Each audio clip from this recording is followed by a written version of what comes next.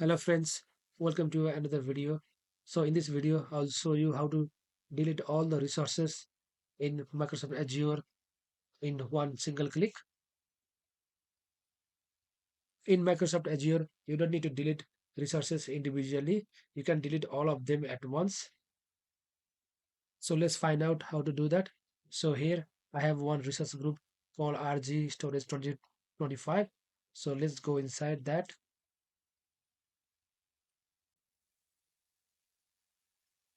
So in this resource group, I have a couple of different resources.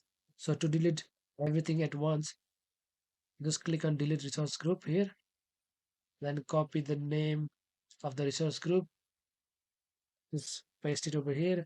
You can click on the apply force delete for selected virtual machines and virtual machine skill sets. Just click on delete. So it is deleting resource group. So it will take some time. So let's wait until that. I'm going to pause the video for that. You can check the notification on the top here on the bell icon. So it is deleting resource group.